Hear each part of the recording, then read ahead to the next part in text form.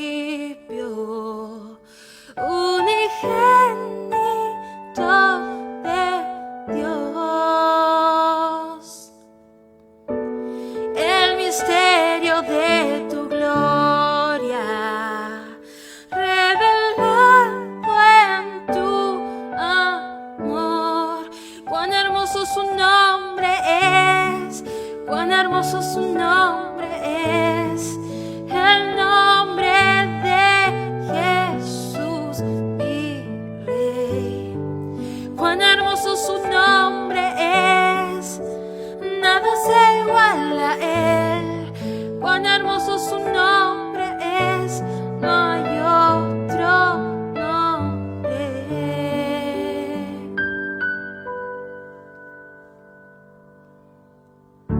Dejaste el cielo por salvarme, me viniste a rescatar. Mi transgresión tú perdonaste, nada nos separará. Majestuoso su nombre es, majestuoso su nombre es. El nombre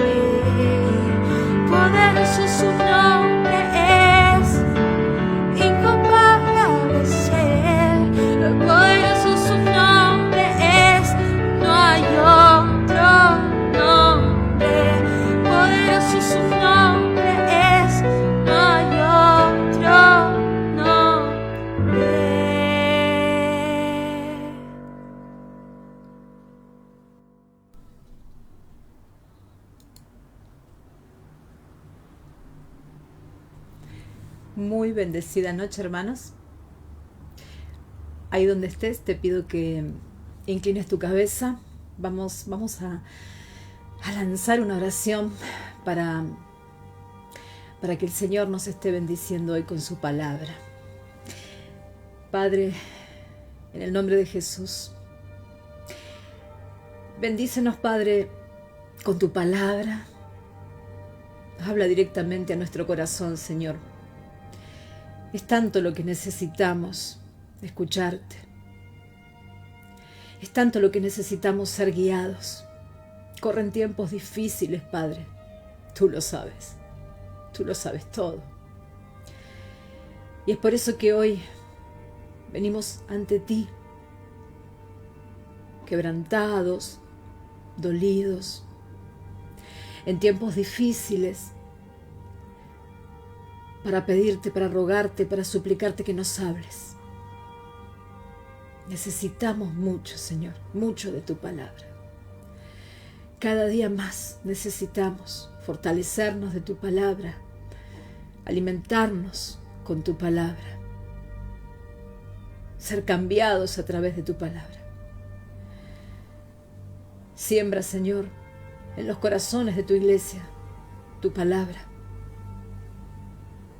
Y deja que tu palabra, Señor, eche raíces y dé mucho fruto, al 100%. Háblanos, Padre, te lo pedimos en el nombre de Jesús. Amén y amén. Gracias, Señor. ¿Alguna vez te preguntaste por qué los malos tienen tanta suerte? ¿Por qué a los malos les va bien? ¿Alguna vez dijiste, pero qué onda? Yo guardo integridad, yo sigo el camino del Señor y estoy en aflicción, sin embargo veo que los impíos parecen estar cada vez mejor. Bien. En el Salmo 73 podemos leer en el versículo 3 al salmista diciendo: porque tuve envidia de los arrogantes, viendo la prosperidad de los impíos. Porque no tienen congojas por su muerte, pues su vigor está entero. No pasan trabajos como los otros mortales, ni son azotados como los demás hombres. Por tanto, la soberbia los corona. Se cubren de vestido de violencia. Los ojos se les saltan de gordura, logran con creces los antojos del corazón. Se mofan y hablan con maldad de hacer violencia. Hablan con altanería, ponen su boca contra el cielo y su lengua pasea la tierra. Acá vemos al salmista que estaba viendo precisamente esto, ¿no? ¿Cómo puede ser? Dice, casi tropiezo, casi caigo, me llené de envidia viendo que a los malos, a los violentos, a los arrogantes, a los impíos,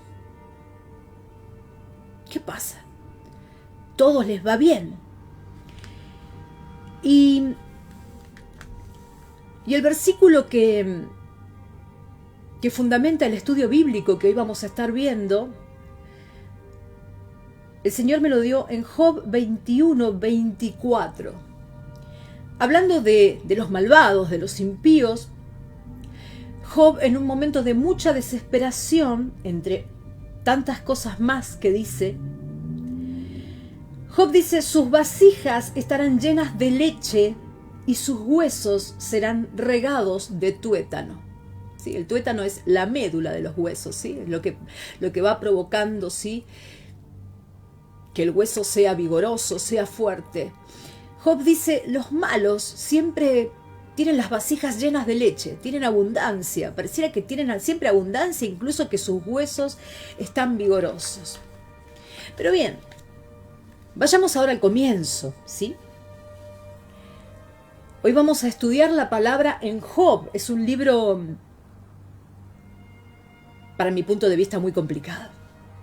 porque sabemos la historia de Job, pero si estás ahí, te resumo un poco el prólogo para adentrarte quién era Job. En Job 1 leemos que hubo en la tierra de Uz un varón llamado Job, y era este hombre perfecto y recto, temeroso de Dios y apartado del mal. Le nacieron 7 hijos y 3 hijas, y vamos a ver que Job tenía una fortuna, era un hombre muy rico. La fortuna antes se veía en los animales, en el ganado, en la cantidad de criados, porque dice que su hacienda era 7.000 ovejas, 3.000 camellos, 500 yuntas de bueyes, 500 asnas y muchísimos criados. Tenía un montón de sirvientes. Y era aquel varón más grande que todos los orientales. Entonces, ¿qué sabemos de Job? Que tenía 10 hijos, que tenía una gran fortuna, pero lo más importante es que este hombre era perfecto y recto, temeroso de Dios y apartado del mal. Ahora la historia cuenta, para resumírtelo, que un día los ángeles se presentaron ante el Señor y también se presentó el ángel, el acusador. Y el Señor le pregunta de dónde venís y dice de dar un paseo por la tierra, le dice Satanás. Y el Señor le dijo, ¿has visto a mi siervo Job? Hombre recto, perfecto, apartado del mal, un hombre íntegro. Y entonces Satanás le dice al Señor, pero claro, ¿cómo no va a ser perfecto? ¿Cómo no va a adorarte? ¿Cómo no va a ser íntegro? ¿Sí? ¿Cómo no va a portarse bien? ¿Cómo no va a ser temeroso de ti si le das todo? Si tiene todo, si has hecho un vallado, es rico, es bendecido, ¿cómo no va a estar adorándote? Y Satanás le dice al Señor, quítale todo y después veremos si te sigue adorando o si blasfema contra ti en tu cara. Entonces el Señor le da a Satanás permiso para tocar todo lo que tenía Job, pero no le dio permiso para tocar la vida de Job. Y pasó que en un día vino corriendo un criado a decirle que vinieron 4 criados corriendo. Uno contarle que los camellos se los habían robado, que murieron las ovejas y los pastores, que después las asnas, todo lo que tenía, todo el ganado, todo fue la yunta de bueyes, todo fue arrebatado en un día. Pero el último mensajero les vino a decir, mira, tus hijos estaban festejando en la casa de tu primogénito, vino un viento y el techo de la casa cayó sobre ellos, la casa se desmoronó y aplastó a todos tus hijos, solamente me salvé yo y vine a avisarte. Así que vemos que Job pierde todo, ¿sí? Pierde, en primer lugar, todas sus riquezas, todos sus siervos. Algo dolorosísimo, pierde a todos sus hijos.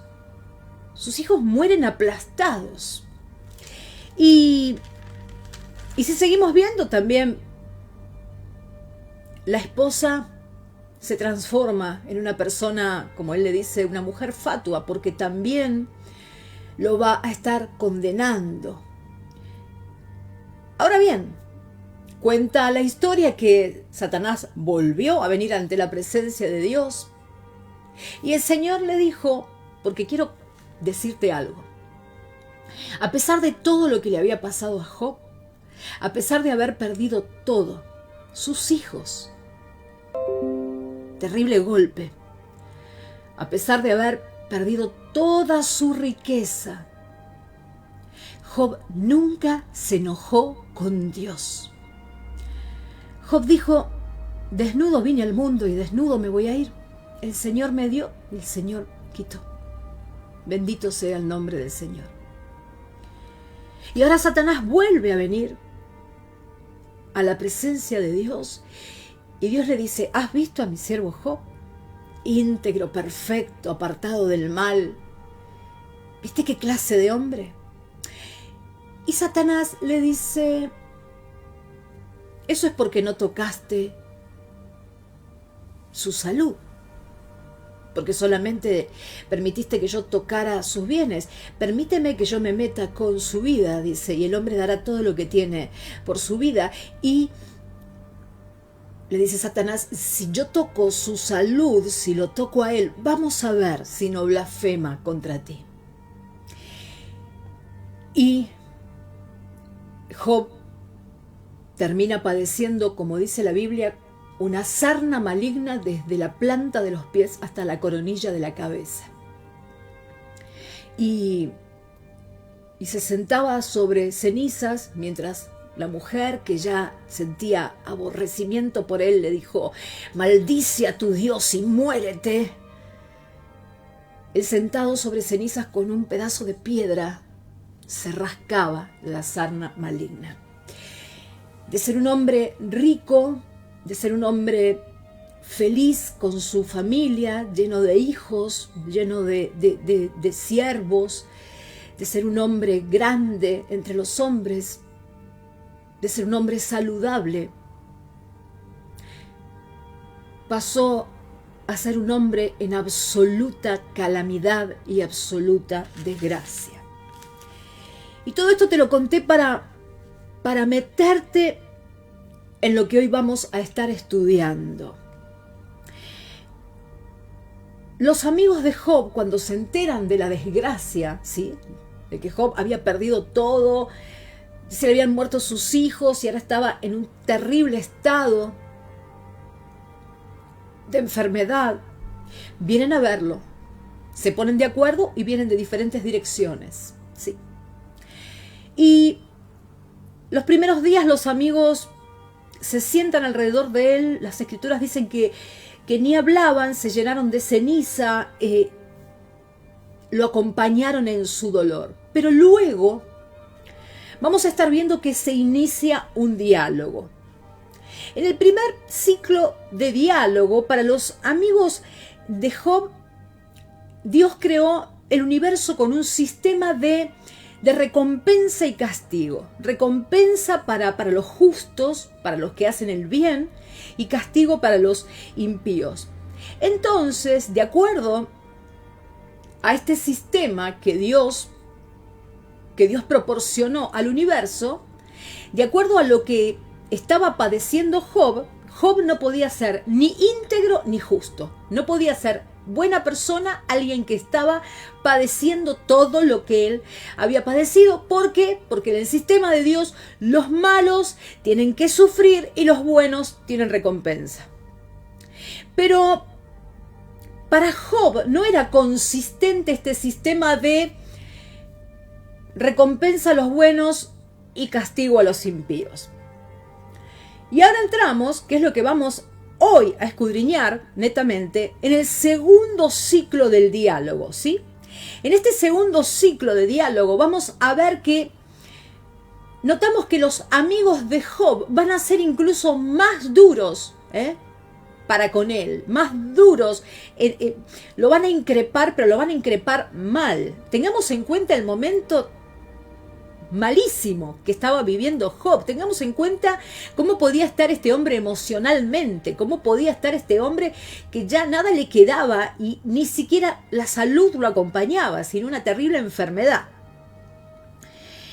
Pero a pesar, que es lo que nos llama la atención y lo que debemos sacar provechoso de todo esto, a pesar de que había perdido todo, a pesar de su desesperación, a pesar de su dolor, a pesar del azote que había recibido, a pesar de que había perdido a sus 10 hijos, a pesar de que ya no tenía salud, de que su mujer lo maldecía y de que sus amigos ahora venían a increparlo, vamos a notar que Job nunca se enoja con Dios.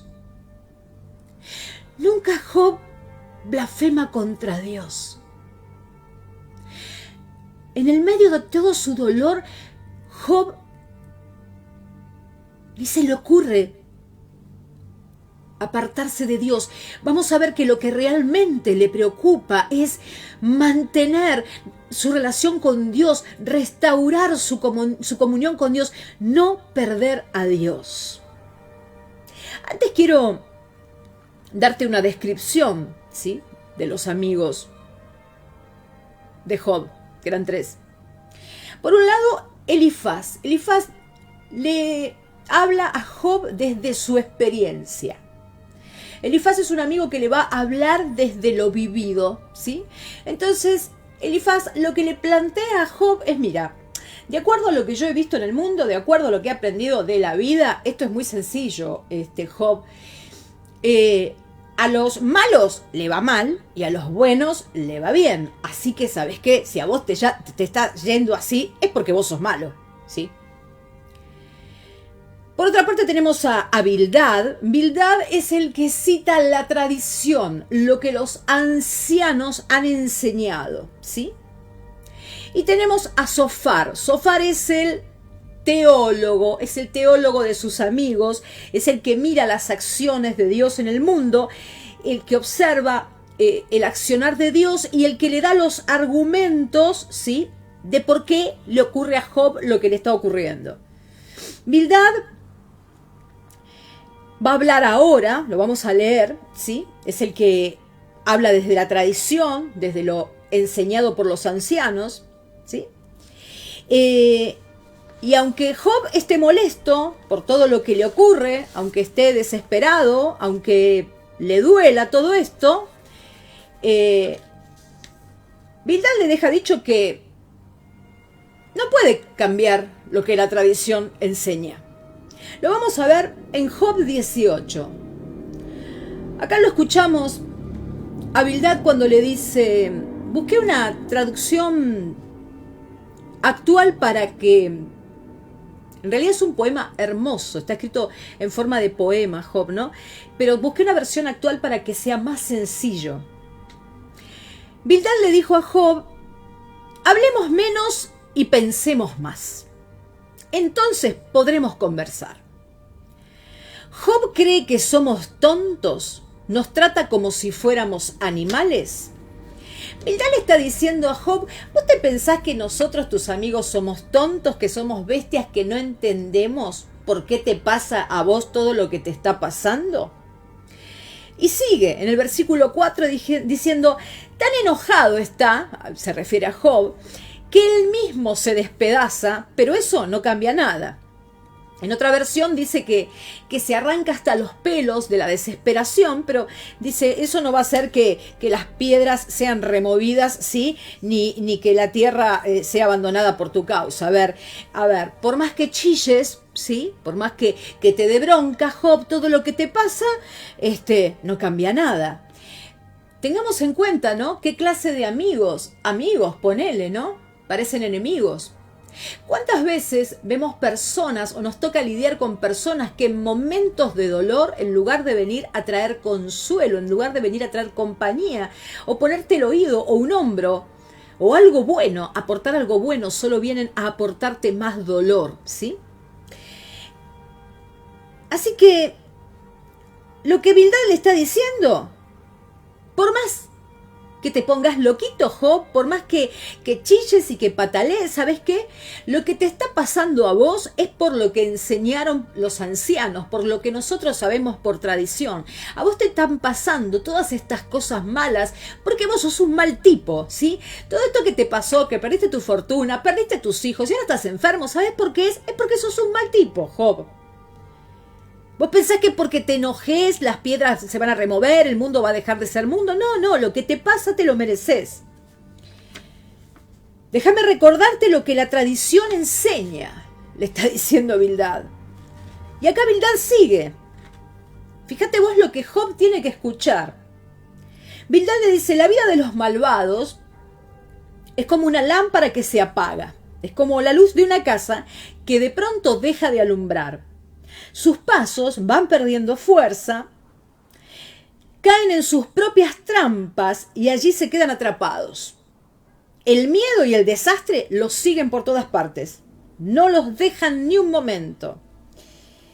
la enfermedad y la muerte les devoran todo el cuerpo. En otra versión dice toda la piel. La muerte los arranca de la tranquilidad del hogar.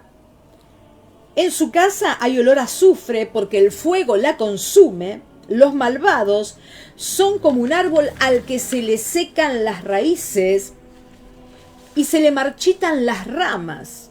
Nadie se acuerda de ellos. Son lanzados a la oscuridad y su fama queda en el olvido. En el pueblo donde vivían no les queda ningún pariente. De un extremo al otro de la tierra, la gente se asombra y se asusta al saber cómo acabaron. Así terminan los malvados, los que no reconocen a Dios. Es decir, que lo que Bildad está diciendo, si vemos la tradición, Job, tu historia, todo lo que te está pasando a vos, encaja, ¿sí?, con lo que Dios hace con los malvados, ¿sí? La tradición dice que los malvados se llenan de temores, dice que pierden todo lo que tienen, dice incluso que su piel se les enferma. Mirá, Job, es todo lo que te está pasando a vos. Así que debe ser muy malo. Y al final va a decirle algo peor, porque al final lo que va a insinuar Bildad es que no solo que es malvado, sino que le trata de decir a Job, que era un hombre que no conocía a Dios. Se atreve a decirle que, ¿sabes qué, Job? Vos no conocés a Dios. O sea, ya pasaba el nivel de maldad. A los ojos de Bildad y de los amigos de Job, Job está recibiendo lo que se merece. Ojo, hermanos, es peligroso pensar que alguien que sufre o que está pasando por un mal trance, una enfermedad, una quiebra económica, la pérdida de algo, algún problema, alguna adversidad con los hijos. Ojo, hermanos, con pensar, esto le pasa porque se lo merece. Esto le pasa porque es un impío. Esto le pasa porque no conoce a Dios. Ojo, hermanos. En Job 19 vamos a ver ahora a Job responde. Job le responde a todas estas acusaciones. ¿Sabes qué? La tradición dice que los malos, ¿sí?, les pasa todo lo que te está pasando a vos. Tienen temores, caen en trampas, pierden sus parientes, se les cae la piel a pedazos, ¿sí?, pierden todo lo que tienen, ¿sí? Así que vos, Job, sos malo y no conoces a Dios. Ahora vamos a ver qué responde Job a todo esto, y en Job 19. Job les dice: tanta palabrería de ustedes me atormenta y me lastima. ¿Te ha pasado, hermano, te ha pasado, hermana, que en un momento de mucho dolor vengan a sumarse palabras que lastiman? Vengan a sumarse personas de tu entorno que en lugar de darte una palabra de aliento que sea como ungüento, te dan una palabra que lastima, porque las palabras pueden lastimar muchísimo, incluso más que las acciones. Job les dice: ¿cuándo van a dejarme en paz? Una y otra vez me insultan sin compasión, debería darles vergüenza.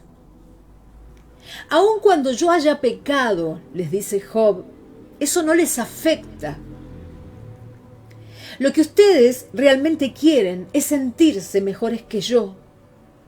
Se aprovechan de verme humillado para lanzarme sus ataques. Hay un dicho, hermanos, que dice que del árbol caído se hace leña. Y es muy probable que cuando una persona que ha estado viviendo con mucha victoria, con mucho éxito, cuando los demás lo ven caer, vengan para aplastarlo, para, como tronco, ¿sí?, caído, para hacer leña, para destrozarlo. Job acá les dice: en realidad, ¿saben una cosa? Yo soy inocente.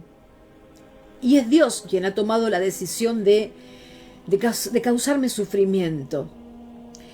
Job está desesperado. Job sabe que Dios le ha causado, piensa que Dios le ha causado ruina, sufrimiento, pérdida, porque Job está convencido de que Dios lo ve a él como a un enemigo. Nosotros, leyendo el prólogo, sabemos que Dios no lo veía como un enemigo, Dios lo veía como un hombre justo, íntegro, perfecto, apartado del mal. Así lo veía Dios. Pero Job, en su desesperación, piensa que Dios, por todo lo que le está pasando, lo está viendo como un enemigo, ¿sí? Es una perspectiva equivocada, tanto la de los amigos de Job, que dicen todo esto te pasa porque sos malo, como la perspectiva de Job, que piensa que Dios lo ve como enemigo. Y aquí seguimos con el versículo 6, donde dice Job: pero voy a decirles algo. Es Dios quien me hizo daño, es Dios quien me tendió una trampa. A gritos pido ayuda, pero nadie me responde. Dios no me deja pasar, me tiene cerrado el camino. Me quitó las riquezas, me dejó como a un árbol destrozado y sin raíces. Dios llegó a arruinarme, Dios llegó para quitarme todo. Job está convencido de esto. Lo habla en el medio de su sufrimiento, lo habla en el medio de su dolor, lo habla transitando una enfermedad, ¿sí?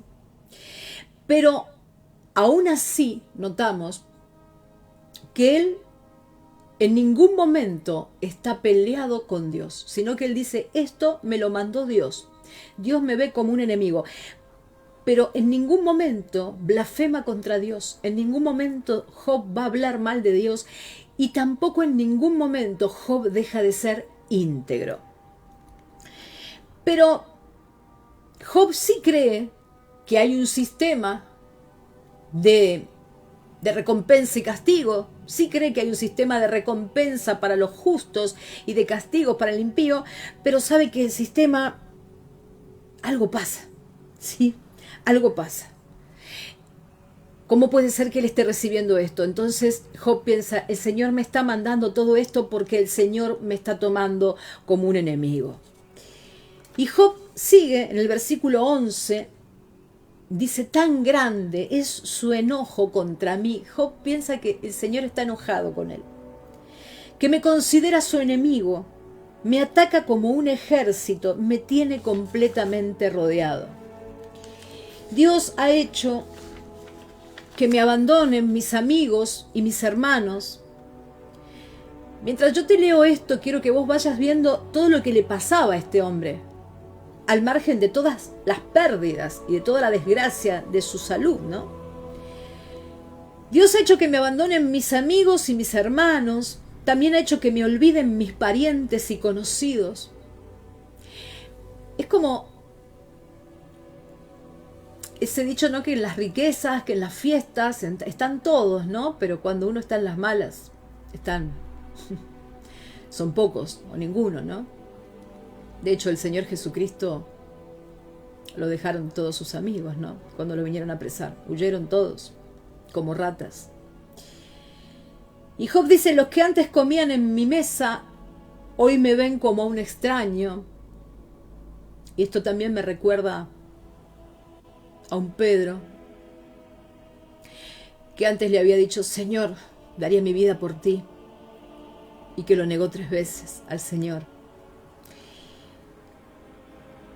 Job dice: aún los jóvenes que me servían, ahora dice que no me conocen. Pido que mis esclavos me sirvan, y ni con ruegos me atienden. Fíjate esto, qué triste, ¿no? Porque dice: tengo tan mal aliento que nadie en la casa me aguanta. Job está sintiendo que incluso hasta asco le tienen. Todos mis amigos y seres queridos se han puesto en mi contra. Y una era la esposa. Hasta los niños se burlan de mí. La piel se me pega a los huesos. Se ve que estaba debilitado, estaba enflaqueciendo con esa sarna. Estoy a un paso de la muerte. Amigos míos, dice Job, tengan lástima de mí. Dios se ha vuelto mi enemigo, no hagan ustedes lo mismo. Wow. Podemos sentir todo el dolor que este hombre estaba padeciendo. En una manera muy poética. Job está diciendo: Dios ha tocado mi vida, Dios me ha arruinado, Dios ha decidido traer destrucción, Dios me considera su enemigo. Y yo veo algo: a Job no le preocupa tanto lo que perdió. El dolor mayor de Job, en lo que leemos, es que él pensaba que Dios lo consideraba su enemigo. Eso es lo que más le preocupaba a Job, que el Dios al que él amaba lo estaba considerando enemigo. Y vuelvo a recordarte, ni Job ni los amigos sabían el prólogo, sabían por qué Job estaba pasando por toda esta tribulación. Pero a mí me gusta porque ahora, en medio de toda esta desolación, en medio de toda esta destrucción, de todo el dolor que él está pasando, hay una nota, vamos a ver, una nota de esperanza. Job nos muestra que él, a pesar de todo, a pesar de haber perdido todo, a pesar de ya estar a un paso de la muerte, a pesar de que sus amigos se transformaron en enemigos, que sus parientes se borraron, de que le tienen hasta asco, a pesar de todo, él tiene una esperanza, él piensa y tiene una esperanza de que Dios va a intervenir en su vida. Los versículos que siguen son los versículos más bellos, ¿sí? Porque hablan de la esperanza de Job. Y a la vez son versículos controversiales. Y vamos a ver por qué son controversiales. Job está en el peor momento, a punto de morir. Y dice en el versículo 23, ¿quién diese ahora que mis palabras fuesen escritas? ¿Quién diese que se escribiesen en un libro? Que con cincel de hierro y con plomo fuesen esculpidas en piedra para siempre. Qué interesante, ¿no? Parece que Dios lo amaba mucho porque sus palabras era como un sueño para él. Quien diese que mis palabras, que todo esto que yo estoy contando quedara escrito y quedó plasmado en la palabra de Dios. Job está diciendo: no tengo esperanzas, no tengo salida, me espera la muerte, pero por lo menos me gustaría que mi historia fuera contada. Y hoy estamos escudriñando su historia. Y ahora vamos al versículo 25, dice: yo sé que mi Redentor vive. Yo sé que mi Redentor vive y al fin se levantará sobre el polvo. Y después de deshecha esta mi piel, en mi carne he de ver a Dios, al cual veré por mí mismo, y mis ojos lo verán y no otro, aunque mi corazón desfallece dentro de mí. Este es uno de los versículos más hermosos de Job, porque él dice: yo sé que mi Redentor vive.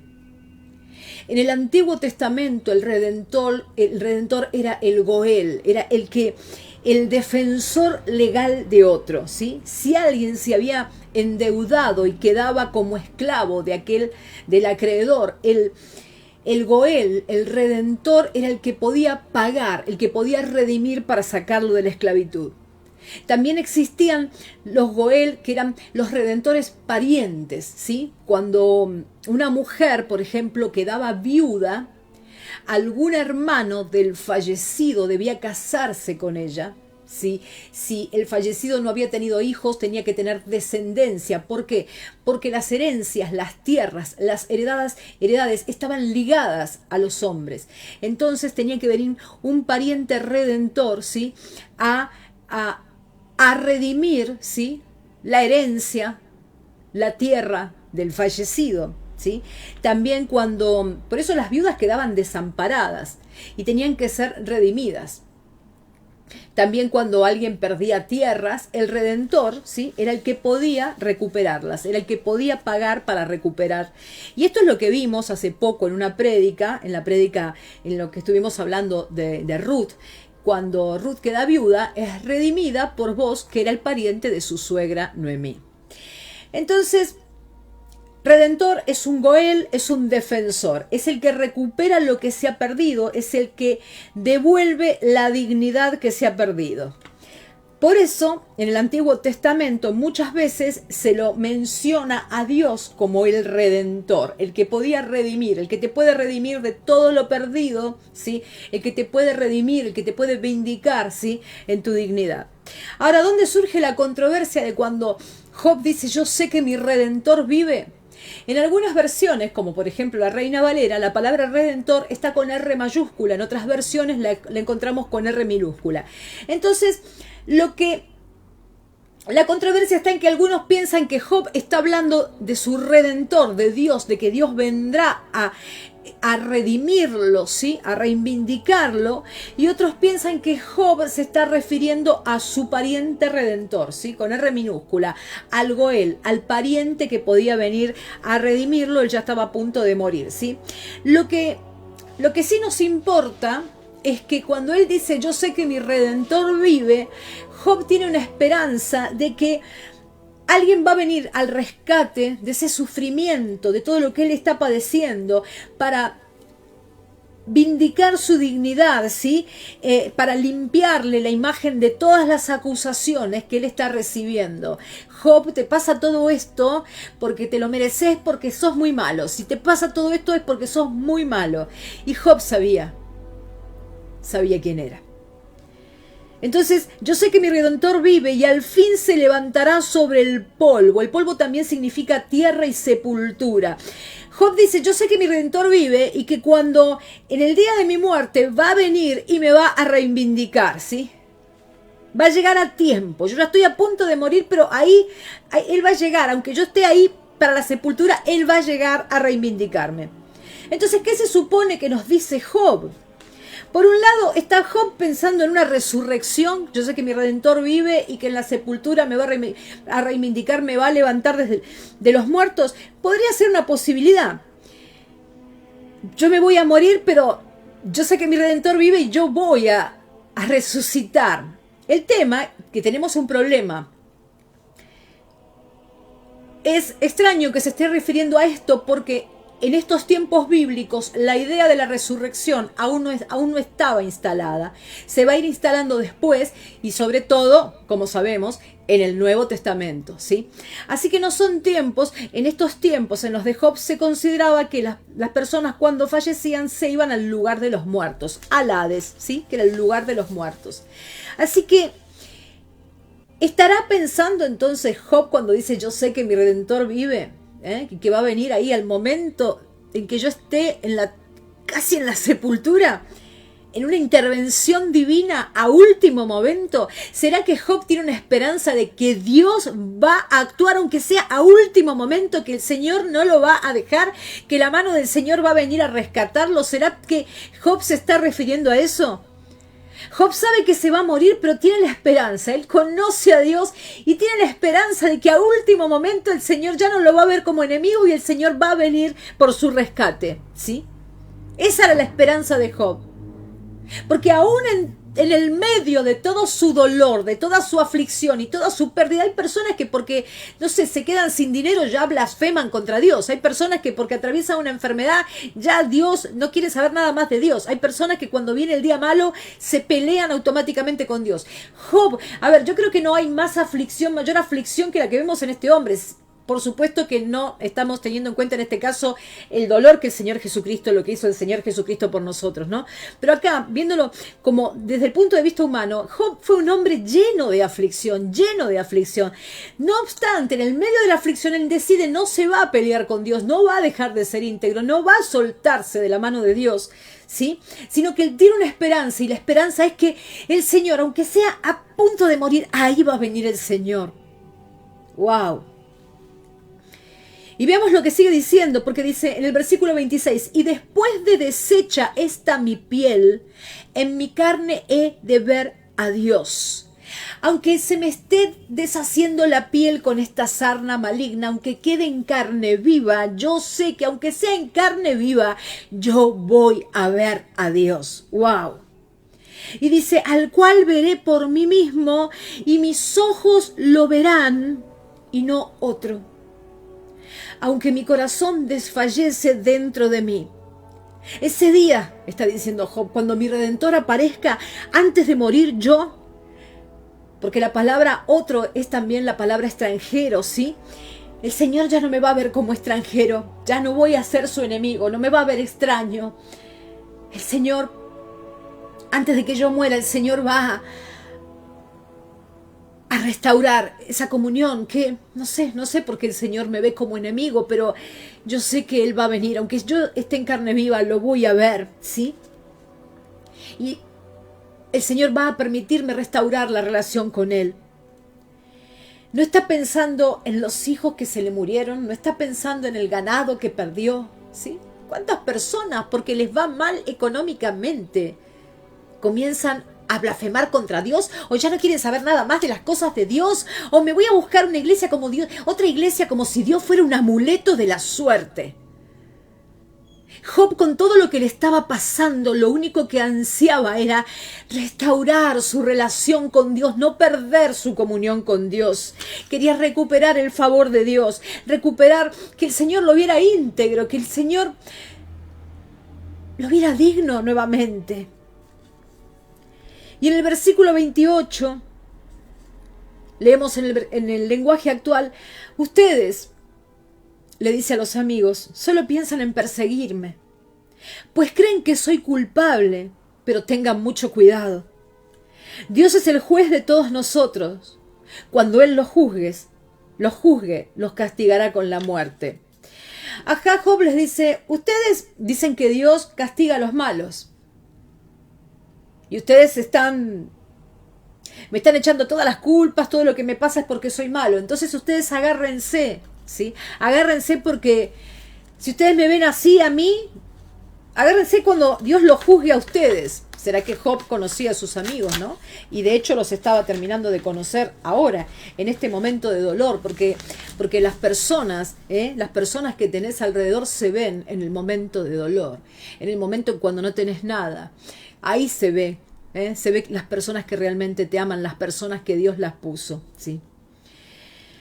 Ahora vamos a ver lo que le contesta a toda esta aseveración, a estos versículos en donde Job muestra esperanza, lo que contesta el amigo Zofar, que yo te dije que era el teólogo de los tres, ¿no? Porque este es el más duro de todos sus amigos en lo que les dice a Job. Y en Job 20, en la versión lenguaje actual, leemos cómo Zofar le responde. Lo que acabo de escuchar me deja muy confundido. Es un insulto a mi inteligencia y me veo obligado a responderte. Desde que Dios creó al hombre y lo puso en este mundo, la alegría de los malvados no dura mucho tiempo. Eso lo sabes muy bien, Job. Son tan orgullosos, habla de los malos, que piensan que pueden tocar el cielo, pero no son más que basura y como basura desaparecerán. Serán como un sueño que se olvida y un día se irán para siempre, y nadie volverá a encontrarlos. Sus amigos no volverán a verlos, ni sabrán qué pasó con ellos. La fuerza de su juventud se irá con ellos al sepulcro, y sus hijos tendrán que repartir entre la gente pobre todas las riquezas que acumularon. Ellos creen que la maldad es dulce como un caramelo y la siguen saboreando, pues no quieren renunciar a ella. Pero la maldad que hoy los alimenta, mañana será su veneno. Dios los obligará a devolver. ¿Sí? Oh, Dios mío, lo que le está diciendo. Dios les iba a obligar a devolver todo. Los iba a dejar sin nada. ¿Qué le acaba de decir Zofar? Job, Dios castiga a los malvados. Lo hizo desde el principio. Y por eso tú, Job, estás sufriendo. Eres un malvado y encima tienes tanto orgullo como tienen orgullo los malvados. Eres arrogante porque ni siquiera querés reconocer que todo lo que estás pasando es por tu maldad, ¿sí? Es una característica de los malvados. Ser soberbios, ser arrogantes. Y esto que te pasa es por eso. Te ha traicionado tu propia justicia. Es terrible lo que este amigo, lo que Zofar le está increpando a Job. Ahora veamos qué le contesta Job. Job le va a responder algo que es muy atrevido, sí. Es un atrevimiento lo que les va a decir, pero es parte de la desesperación que él siente, es parte de ser increpado, te han juzgado, te han humillado, han hablado cosas terribles de vos, te han dicho cosas terribles. Bueno, Job está sintiéndose en el medio de todo su dolor encima terriblemente juzgado, y por los hombres, ¿no? Por sus amigos. Y Job le contesta lo siguiente a esta aseveración de Zofar, que le dice: a los malvados les va mal, pero les dura poco.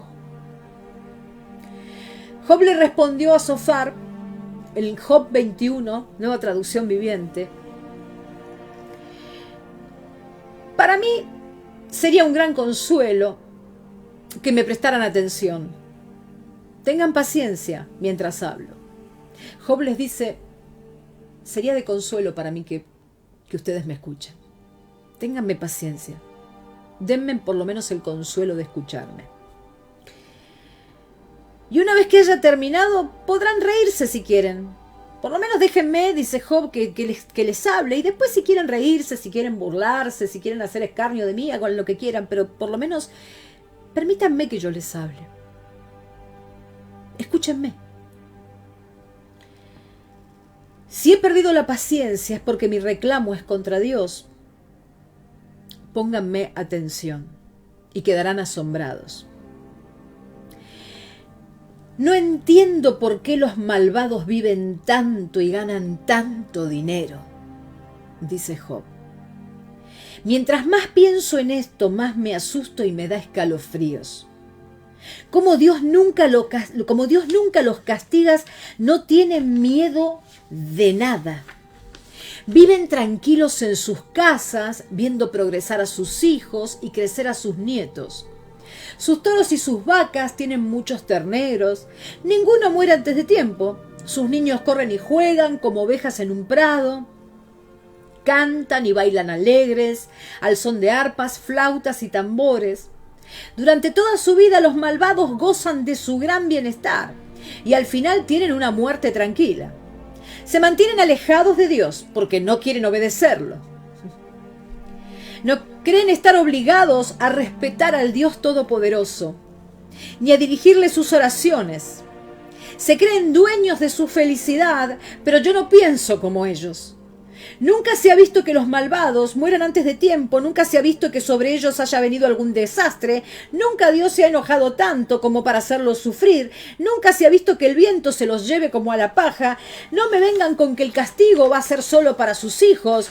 Mejor que Dios los castigue a ellos para que aprendan una lección, que sufran los malvados su propia destrucción, que sufran en carne propia el enojo del Todopoderoso. Les queda ya poco tiempo de vida, ¿qué les puede importar las viudas y huérfanos que dejan? A Dios nadie le enseña nada, Él es el juez de todos, aún de la gente más importante. Algunos mueren en plena juventud, gordos y llenos de vida. Y es lo que te dije al comienzo, el versículo de Job 21-24, en Reina Valera, que dice: sus vasijas estarán llenas de leche, o sea, siempre habrá abundancia, ¿sí?, en los malvados, y sus huesos serán regados de tuétanos, ¿sí? O sea, tienen huesos fuertes hasta lo último.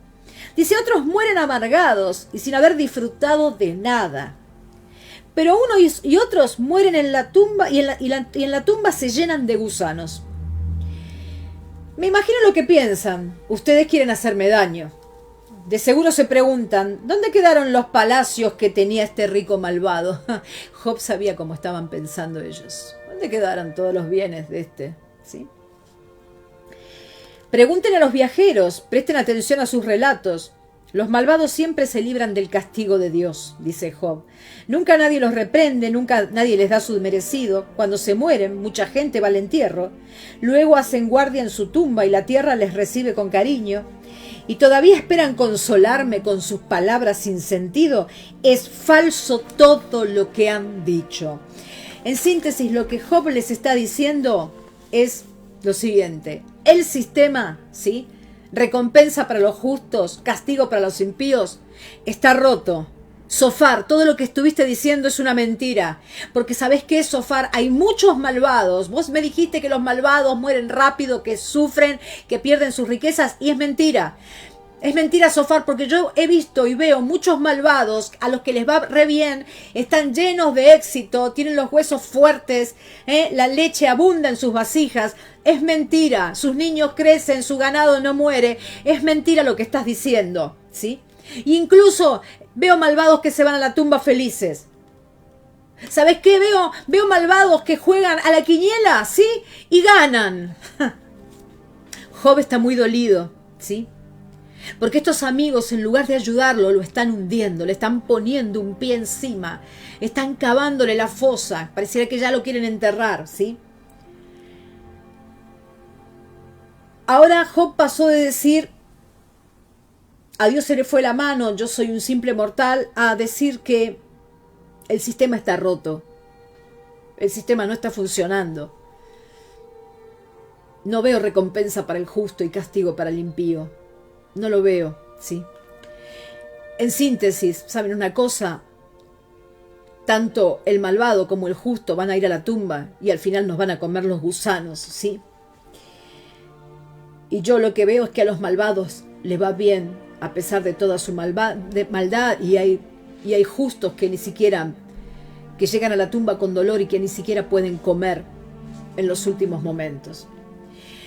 La pregunta es, hermano, ¿te sentiste alguna vez así, como Job? Que sos una persona justa, una persona íntegra, que estás en el camino de Dios, que sos temeroso de Dios y que ves a los malvados prosperar, como el salmista en el Salmo 73, que ves que a los malos le va bien. ¿Te preguntaste alguna vez? ¿Sí? ¿Te sentiste identificado en algún momento con estos sentimientos, con estas emociones de Job? Y yo insisto y soy enfática en que a pesar de todo lo que le estaba ocurriendo a Job, en ninguna oportunidad vemos que él blasfeme contra Dios, que él se quiera apartar de Dios, que él esté enojado con Dios.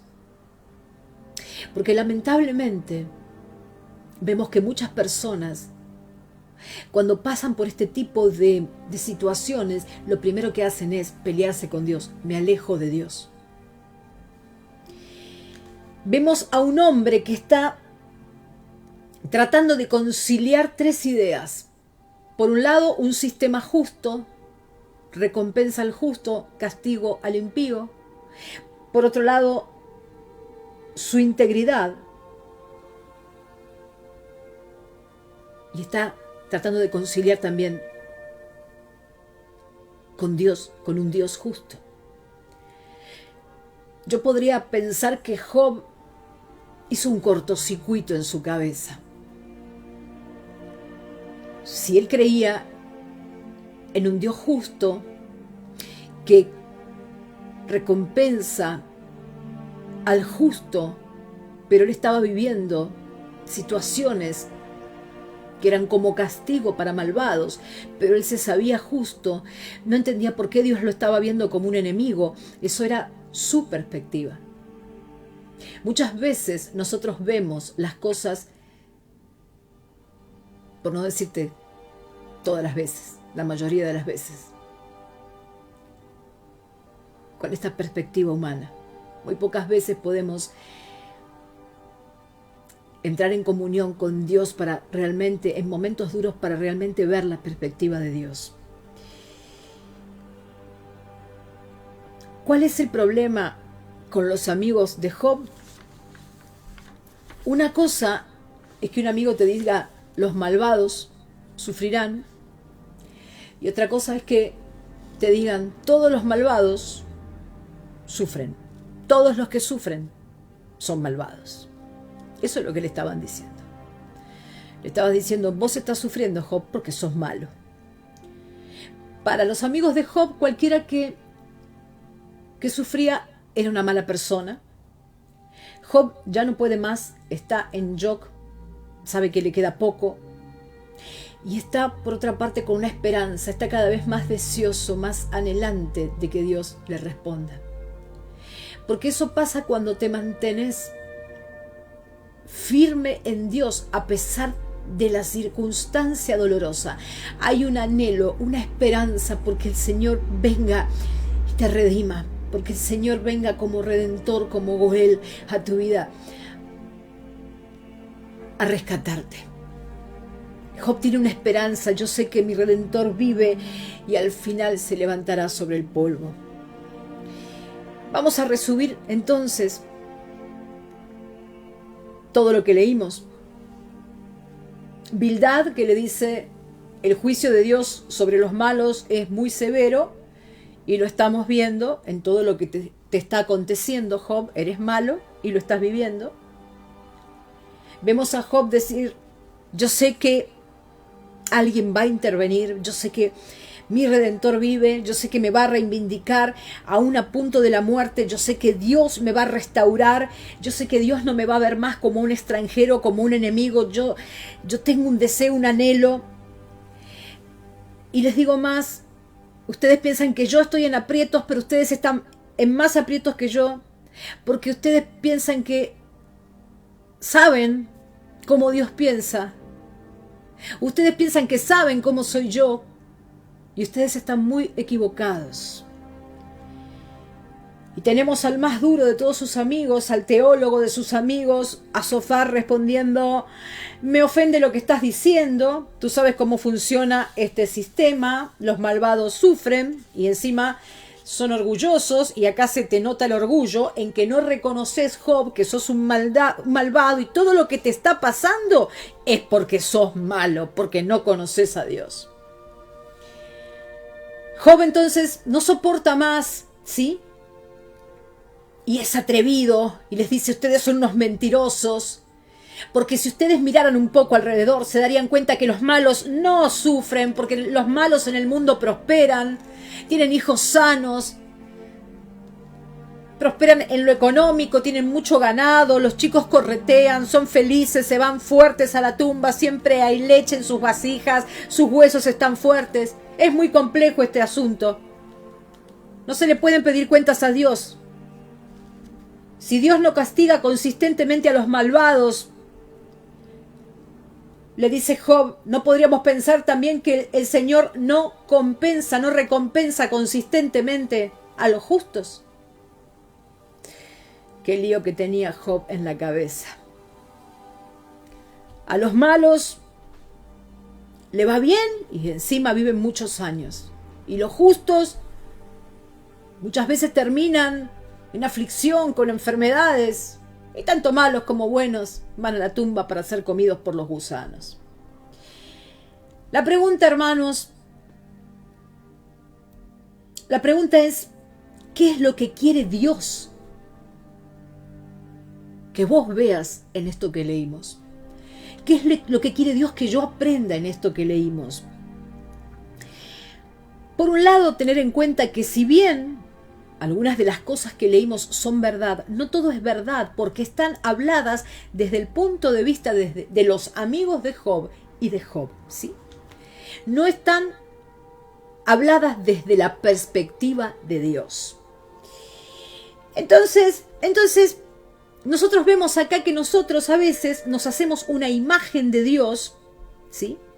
Entonces yo tengo una imagen de Dios y yo espero determinadas cosas de Dios, y de pronto todo eso que yo espero de Dios no ocurre, entonces mi mundo se desmorona. Otra de las cosas que yo aprendo acá es que yo estoy transitando el camino de Dios y entonces yo pienso que camino en bendición, y de hecho vos caminás en bendición, pero a veces lo que para vos es bendición, para Dios no. Dios a veces envía ciertas pruebas, y cuando yo no recibo de Dios lo que yo espero, entonces me desmorono. Cuando yo recibo una prueba, cuando yo recibo una pérdida, cuando yo recibo una enfermedad, cuando viene el azote, cuando viene el día malo, como yo tengo una imagen de que solamente Dios me va a recompensar, que Dios me va a dar todas esas cosas que yo espero. Cuando el Señor no contesta como yo quiero que me conteste, entonces me voy a desmoronar. Mi mundo se desmorona. Y encima comienzo a mirar alrededor y veo que los dañinos, que los canallas, que los malos, que los impíos les va de parabienes. ¿Te sucedió alguna vez, hermano? Hermana, ¿alguna vez te sentiste como Job? ¿Esperabas algo y eso no sucedió? Bueno, porque esos son momentos para tener muy en cuenta. No sé a quién vengo a hablarle hoy, pero el Señor me dio esta palabra, ¿no?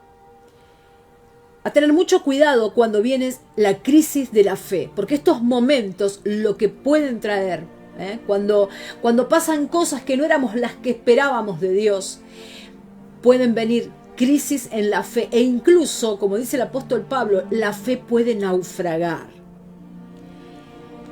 Lo que nos enseña Job es que nosotros tenemos que tener la imagen correcta de Dios. La imagen correcta de lo que significa seguir a Jesús. Porque cuando nosotros esperamos de Jesús algo que no es real, viene la decepción y entonces le damos paso a las crisis de fe. Si como creyentes el camino de Dios es difícil, ¿sí? Imagínate qué difícil se te va a hacer cuando vos transitas el camino de Dios esperando cosas. Pensando que Dios te va a dar todo lo que vos querés, esperando cosas que no son correctas. Dios es mucho más que eso. Dios es un sostén glorioso en nuestras vidas. Pero primero vamos a aclarar algo. ¿Dios se deleita en la justicia? Sí, por supuesto. Dios es justo juez. ¿Dios aborrece el mal? Por supuesto. Dios aborrece el mal. Y también es cierto que creó el universo con una ley de siembra, ¿sí?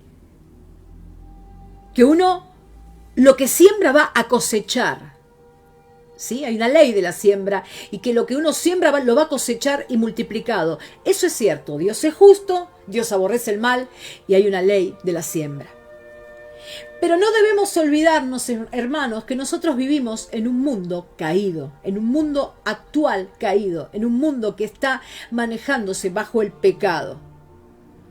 Entonces, como vivimos en un mundo caído, nosotros vamos a tener que ver sufrimiento y dolor.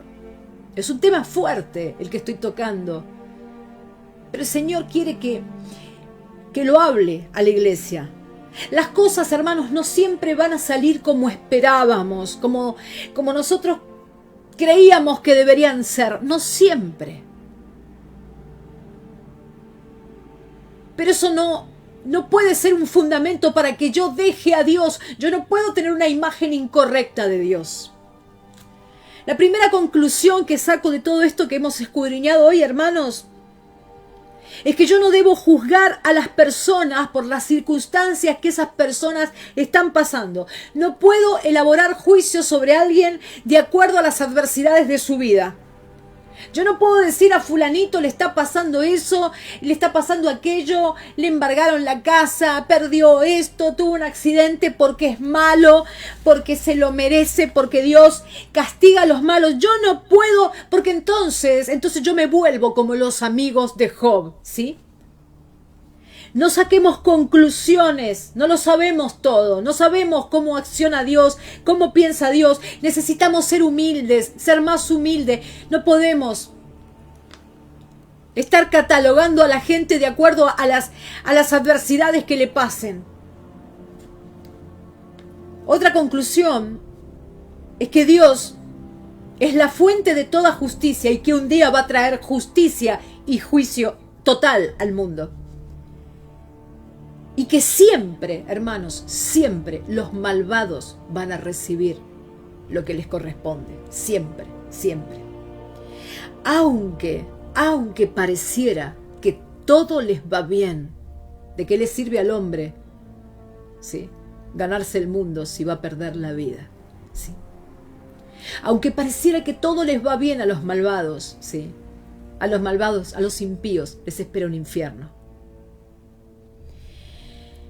Tengo que entender Hermanos, como cristianos, como hijos de Dios, tenemos que entender que a veces vamos a pasar por dolor, por sufrimiento, por enfermedad, que a veces Dios lo va a permitir. Hay una razón por la que Dios lo va a permitir. El mundo está caído, vivimos en un mundo caído, en un mundo lleno de rebelión. Cada vez vemos más la rebelión, cada vez vemos más la blasfemia contra Dios, cada vez vemos más cómo el hombre se opone a las leyes de Dios, ¿sí? Cómo cada vez el pecado está cada vez más consolidado. Dios permite el dolor con un propósito. Pero tengo que entender que no siempre las personas que son injustas van a recibir un castigo en esta vida. Nosotros sabemos, hermanos, cuál es el destino que les espera a las personas malas. Una eternidad en el infierno. No importa que ahora veas que cambian el auto, que se edificó una casa, que cambió de casa, que manda al colegio privado a los chicos, y vos por ahí estás comiendo arroz y estás contando moneditas y sos un hijo de Dios. No mires eso. Los malvados van a tener su juicio en el momento justo. Pero nuestra esperanza está puesta en un Dios que es bueno, que es misericordioso, que es paciente, que es soberano, ¿sí? Y sabemos, como Job, que un día Él traerá una justicia completa a nuestras vidas. Ojo, hermanos, con el deseo de esperar, ¿sí? Cuando yo tengo ese deseo de que Dios haga justicia sobre el otro, sobre el malo, sobre el pecador, yo quiero ver al otro, ese deseo de venganza. Ojo, hermanos, ¿sí? Porque de acuerdo a las Escrituras, no hay justo, ni siquiera uno. Romanos 3 dice, como está escrito, 3:10, Romanos 3:10, el apóstol Pablo escribió, como está escrito, no hay justo, ni aún uno. No te olvides, hermano, que no llegamos a este mundo siendo justos. En Romanos 3:23 dice, por cuanto todos pecaron y están destituidos de la gloria de Dios. Así que no te pongas a juzgar al otro y a esperar que al otro le pasen cosas malas por el hecho de que es malo. Y si nosotros podemos llamarnos justos y tenemos la potestad de ser llamados hijos de Dios, Romanos 5:1, justificados.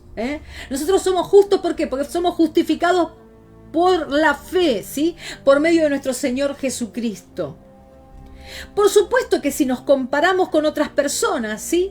Lo que podemos medir es que hay distintos niveles de maliciosidad, ¿sí? Si yo puedo decir, bueno, yo nunca asesiné a alguien, yo nunca robé, yo nunca, no sé, estafé. Por supuesto que podemos compararnos humanamente en el nivel de maliciosidad. Pero si nos comparamos con Dios, no hay personas justas, ni uno. Nuestro Dios, no debemos olvidarnos que es santo, santo, santo. Y les digo más, hermanos, porque a veces vemos en los demás el pecado, que el pecado no solo tiene que ver con las acciones, porque a veces vemos a los demás en las acciones y los juzgamos y estamos esperando que le pase lo malo por sus malas acciones. El pecado no solamente tiene que ver con acciones, sino también tiene que ver con sentires en el corazón, ¿sí? Con motivaciones en el corazón. En Mateo 5:28 el Señor Jesucristo dice, yo os digo que todo el que mire a una mujer para codiciarla, ya cometió adulterio con ella en su corazón. No nos dediquemos a criticar el adulterio que está ocurriendo en la casa del vecino. Miremos si nosotros no estamos cometiendo adulterio con los ojos. Miremos, no nos dediquemos a buscar la paja en el ojo ajeno. Primero saquemos la viga que está en el nuestro. Yo sé que Dios traerá justicia al final. Pero hermanos, vuelvo a repetirles, yo no puedo alegrarme, tener un deseo de venganza, alegrarme cuando me entero que a fulanito le fue mal, a menganito le pasó tal cosa. Eso no es un sentir cristiano, alegrarme por el mal que pueda estar pasando el que yo considero mi enemigo. Yo puedo anhelar la justicia de Dios, por supuesto. Yo puedo orar por la justicia de Dios, claro que sí. Pero no puedo tener un espíritu vengativo, porque la venganza es de Dios. No puedo desear el mal de los enemigos, de los que yo considero enemigos. ¿Cuál es la actitud de un cristiano? En Mateo 5 el Señor nos plantea y nos describe muy bien cuál es la actitud de un cristiano. Mateo 5:44. Yo les digo, amen a sus enemigos, bendigan a los que los maldicen, hagan el bien a los que los aborrecen y oren por aquellos que los ultrajan y los persiguen, para que sean hijos de vuestro Padre que está en los cielos, que hace salir su sol sobre malos y buenos y que hace llover sobre justos e injustos. Porque si aman a los que los aman, ¿qué recompensa tienen? ¿No hacen también lo mismo los publicanos?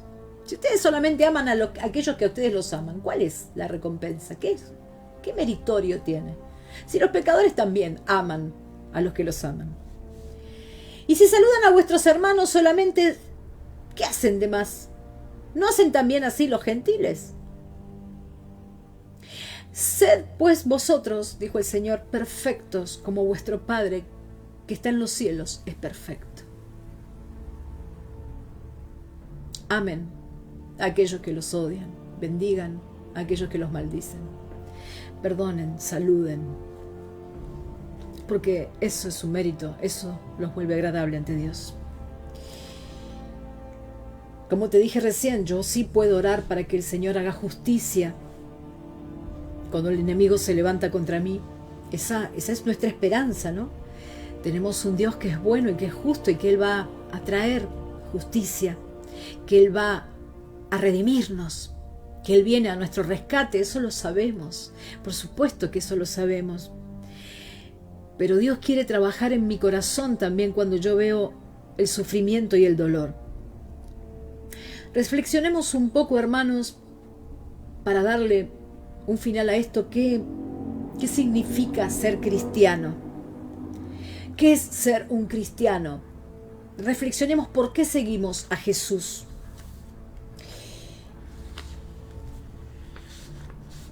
Una de las cosas a las que nos reta, nos desafía el libro de Job es: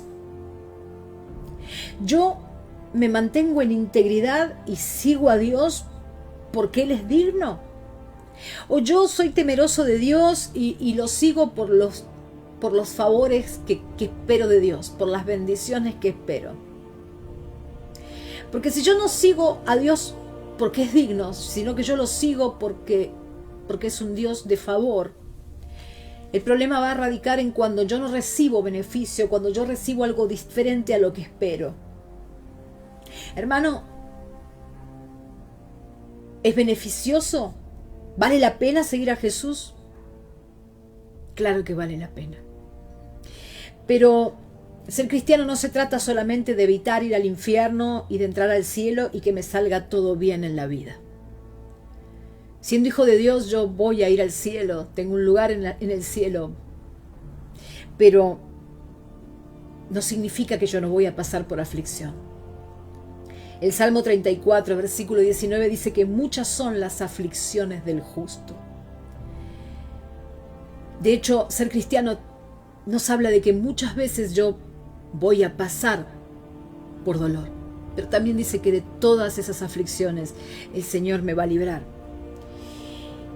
Yo debo vivir como cristiano en integridad, no por los beneficios que Dios me pueda dar, sino porque yo me mantengo íntegro, porque yo le amo, porque Él es digno. Yo soy íntegro por lo que Él es, no por lo que Él pueda darme. Él nos ha rescatado, Él es digno. Y sabemos que hay infinitos beneficios en seguir a Dios, pero no los seguimos por los beneficios. Sabemos que es de bendición, que es caminar en bendición cuando caminamos bajo la perfecta voluntad de Dios, pero no lo seguimos por los beneficios, no lo seguimos por lo que me pueda dar, lo sigo por lo que Él es. Job me enseña eso. A pesar del dolor, a pesar de la pérdida, a pesar de la enfermedad, yo lo sigo eligiendo. A pesar de que tengamos que vivir injusticias, yo lo sigo eligiendo. El apóstol Pablo, vamos a ver una visión cristiana en él nos relata que sufría, que lo aquejaba una enfermedad, no especifica qué enfermedad, algunos suponen que era una enfermedad a los ojos, ¿sí? Y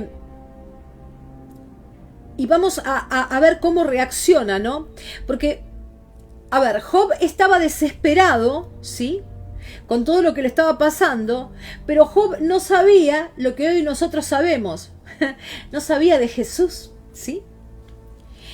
Él estaba diciendo, Job, yo sé que mi Redentor vive, yo sé que Él me va a venir a rescatar, pero él no sabía de Jesús.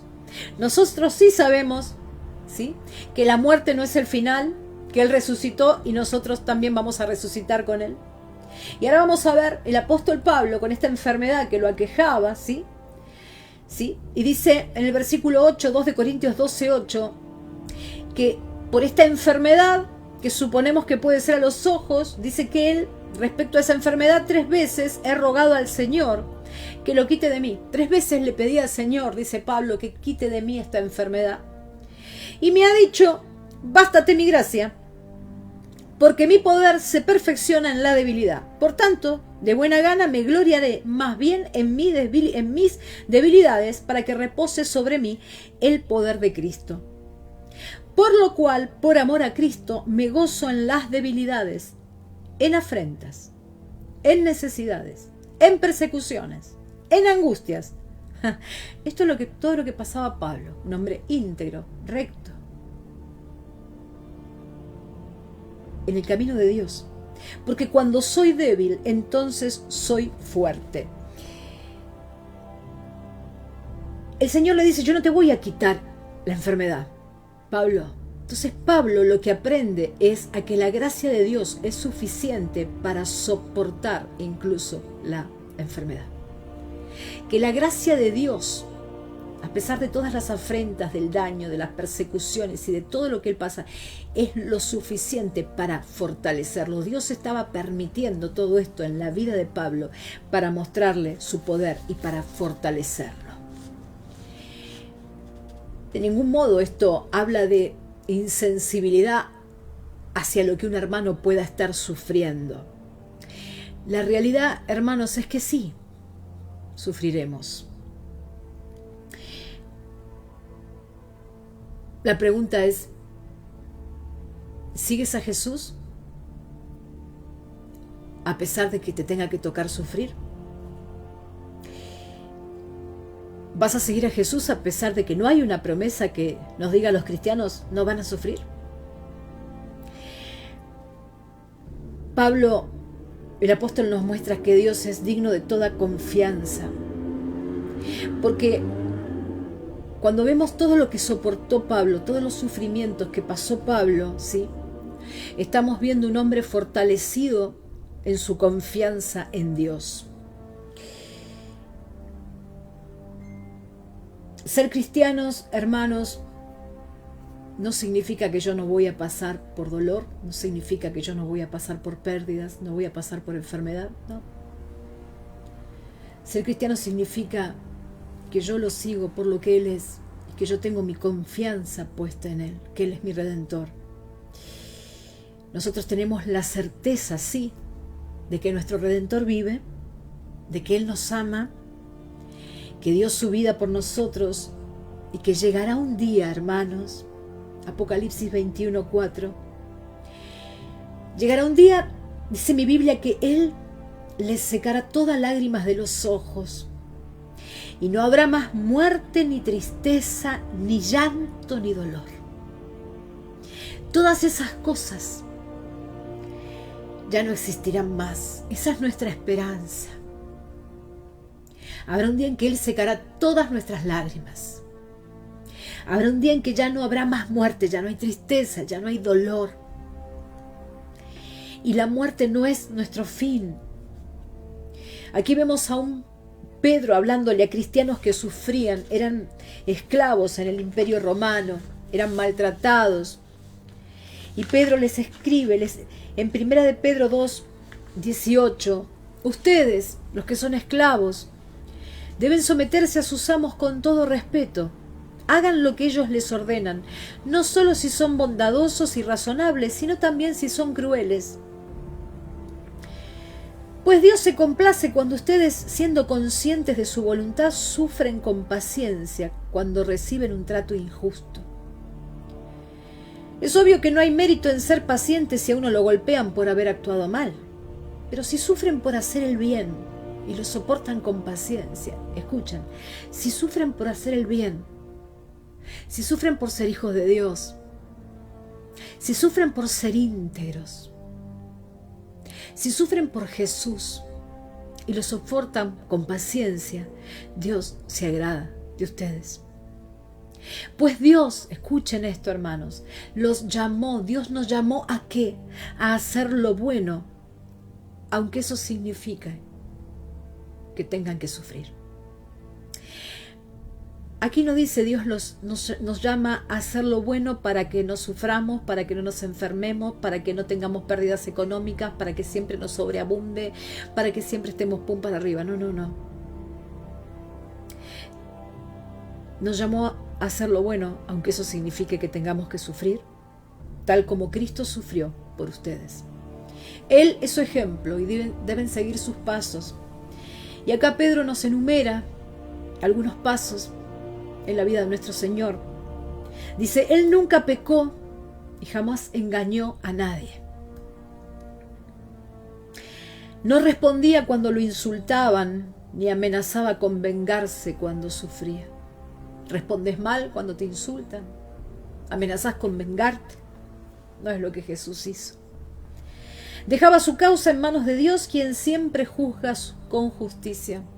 Cuando te están haciendo daño, cuando te perjudican, cuando actúan con maldad, la causa debes dejarla en manos de Dios. Él mismo cargó nuestros pecados sobre su cuerpo en la cruz para que nosotros podamos estar muertos al pecado y vivir para lo que es recto. Él se llevó nuestros pecados para que nosotros podamos vivir en rectitud. Por sus heridas ustedes fueron sanados. Ya su cuerpo fue lacerado, fue molido, fue azotado. Sus manos y sus pies horadados por nosotros. Antes eran como ovejas que andaban descarriadas, pero ahora han vuelto a su pastor, el guardián de sus almas. Tenemos un Dios que nos puede redimir de todo dolor.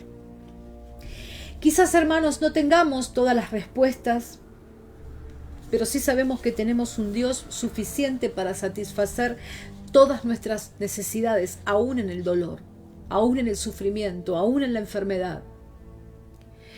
La cruz, que era un instrumento de humillación y de dolor, se transformó para nosotros a través de Cristo Jesús en victoria, en redención.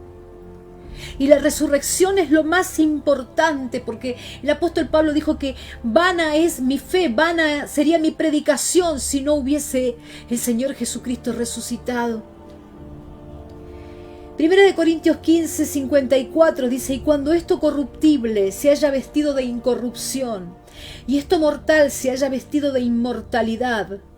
Esta es la promesa que nosotros tenemos. Entonces se cumplirá la palabra que está escrita, sorbida es la muerte en victoria. Devorada es la muerte y es transformada en victoria. Sufrir no significa, hermanos, que Dios no está con nosotros o que nos ha abandonado o que el sistema de justicia de Dios está roto o que Dios es injusto. Vivimos en un mundo caído, lleno de pecados, no podemos evitar el sufrimiento. Pero llegará el momento en donde no habrá más muerte ni dolor. La muerte ya fue vencida por el Señor y esa es nuestra esperanza, una vida eterna. Job pidió un redentor y años más tarde Dios envió un redentor al mundo. Y además Job fue vindicado. Job pidió un redentor y Dios se hizo hombre y vino a esta tierra para morir en una cruz por tus pecados y por mis pecados, y resucitó al tercer día. Se convirtió en nuestro redentor y pagó el precio de nuestro pecado. Él nos dio esperanza. Dios es todopoderoso, hermanos, y está con nosotros en el dolor, está en el sufrimiento, está en la sequía, está en el dolor que tenés por tus hijos, está en tu enfermedad, está, hermanos, está, Dios está. No hay una promesa de que siempre nos va a sanar o de que siempre va a darnos lo que nosotros esperamos. Pero sí hay una promesa poderosa, hay una esperanza poderosa, hay vida eterna y Él va a reinar con nosotros, estaremos con Él.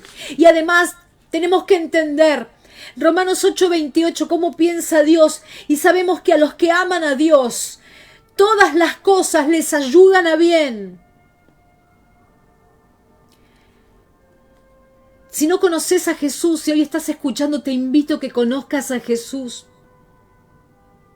Si estás sufriendo, el dolor es lo que te da la oportunidad para que conozcas su gracia, porque su gracia te sostiene en el medio del dolor y en la debilidad.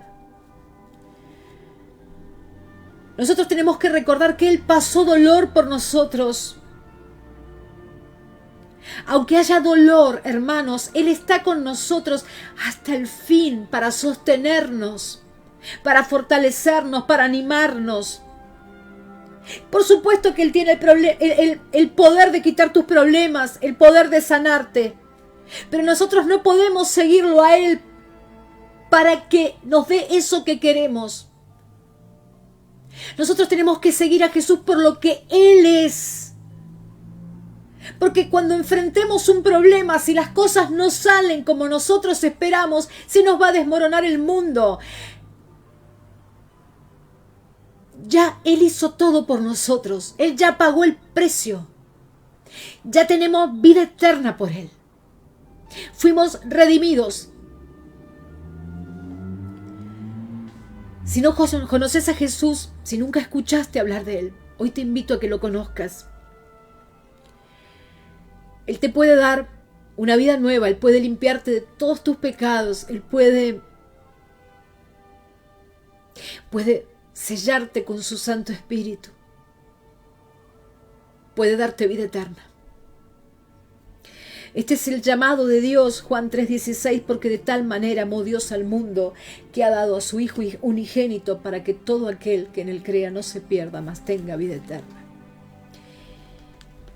Si no conoces a Jesús, es momento de que lo conozcas y te salves, tengas vida eterna. Y por último, Job esperaba un redentor y Dios luego mandó a su Hijo. Vino el Redentor, Jesucristo. Pero él tenía esperanzas de que Dios iba a intervenir en su vida. Y así fue. En Job 42, versículo 10, había perdido todo. Estaba a punto de morir. Su esposa y sus amigos eran enemigos. Dice, y quitó Jehová la aflicción de Job cuando él hubo orado por sus amigos. Sí, Dios lo mandó a orar por estos amigos que se estaban comportando tan mal con él. Y aumentó al doble todas las cosas que habían sido de Job. Y vinieron a él todos sus hermanos y todas sus hermanas. ¿Recuerdas que antes lo habían abandonado? Todos se habían borrado. Bueno, dice que vinieron a él todos sus hermanos, todas sus hermanas y todos los que antes le habían conocido. Y bendijo Jehová el postrer estado de Job más que el primero. Antes había sido un hombre rico, bendecido, pero ahora dice, ahora lo bendijo más. Porque tuvo 14,000 ovejas, 6,000 camellos, 1,000 yuntas de bueyes, 1,000 asnas, y tuvo 7 hijos y 3 hijas. Después de esto, vivió Job 140 años, y vio a sus hijos, y a los hijos de sus hijos, hasta la 4ª generación. Y murió Job, viejo y lleno de días. No vamos a poder evitar el sufrimiento, hermanos. El sufrimiento es donde el Señor prueba tu corazón. Job fue probado y nunca se peleó con Dios, nunca se apartó de Dios. ¿Tuvo perspectivas humanas y equivocadas? Sí, pero nunca blasfemó contra el Señor. ¿Estás siguiendo a Jesús por lo que Él es, por lo que Él hizo por ti? ¿O estás siguiéndolo por el favor, por lo que Él te puede dar? Ahí donde estás, antes de que oremos, te invito a tomar la cena con el Señor. Sí. Trae tu pan, tu vino. Padre, en el nombre de Jesús, te pido, Señor, que bendigas este pan y este vino, transformándolo en tu carne y en tu sangre, Señor. Con sumo respeto, cenamos contigo en esta noche.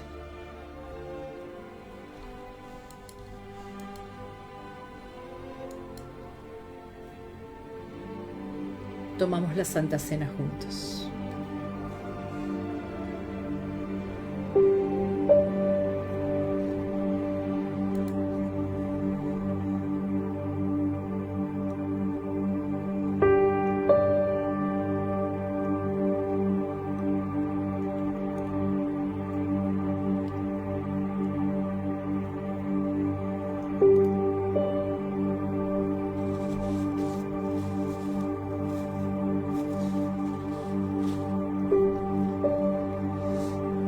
Y elevamos oración. Padre amado, Padre maravilloso, omnipotente, hermoso Padre mío, majestuoso, eterno y todopoderoso. Tú lo sabes todo. En el nombre de Jesús, mi corazón, mi alma, mi espíritu te suplican. Te suplican por todos aquellos que están sufriendo, que están enfermos y que están en necesidad. Te rogamos, Señor, por la salud de Cady y de Matías. Allí estás tú, al lado de ellos. Yo lo sé. Nosotros sabemos que nuestro Redentor vive y en quien tenemos puesta la confianza. Nosotros sabemos que tú eres la fortaleza en la debilidad. Te pido por ángeles altamiranos, Señor, que en este momento, Jesús, tu mano, tu brazo poderoso, Señor, esté tocando sus riñones para que comience su funcionamiento renal a normalizarse. Señor, tú puedes sanarlo. Tú lo puedes todo, Señor. Te pido por Ana Morelli, que estés fortaleciéndola, por Marcos Alonso, por Lucas Gallardo, por la familia Imperatori. Te pedimos por Eva Sosa, que estés sanando su parálisis facial, por Diego Nicolás Márquez, por Máximo Zavala, por Marcela Sino, por Elena Venecia. Te pedimos, Señor, por Ana, por Emma, Paulielo, Luna. Señor, quita ese agua en el pericardio, sana esa criatura, Señor, en el nombre de Jesús. Tenemos fe en su sanidad. Catalina Umatosi, Señor, tenemos fe en que tú estás haciendo un milagro en ese tumor en la cabeza de esta criatura. Por nuestra hermana Riera, por Beatriz Vilar, Señor, muéstrale que tu presencia está ahí al lado de ella, Señor, fortaleciéndola. Te pedimos por todos nuestros hermanos, por todos los que sufren, por todos los que están acongojados y enfermos, por los que se sienten solos, por los afligidos y angustiados, por los que están pasando por necesidades económicas,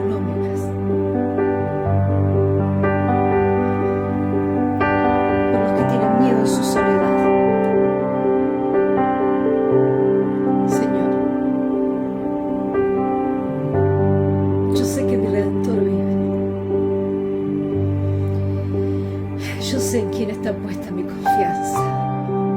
Gracias te damos, Señor. Gracias te damos. Y sabemos que vas a venir a reivindicarnos justo a tiempo. Confiamos en ti y te seguimos porque tú eres digno. Tus hijos no estamos a tu lado por el favor o por la bendición que puedas darnos, que de hecho vivimos bendecidos. Estamos por lo que tú eres, Padre. Te damos gracias. Amén y amén. Gracias, Padre.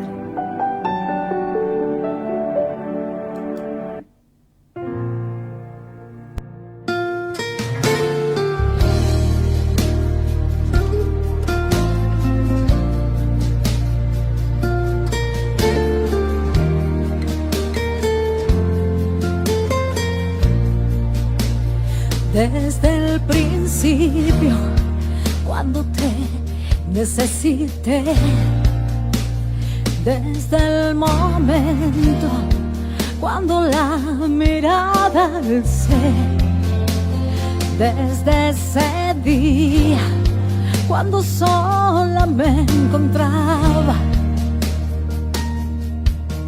cuando tu mirada en mí se fue a poner, supe que me amabas, lo entendí.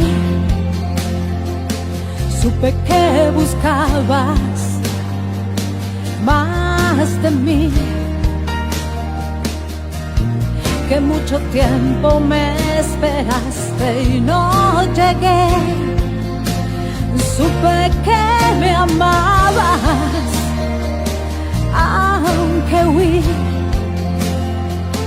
lejos de tu casa, yo me fui. Y con un beso y con amor me regalaste tu perdón.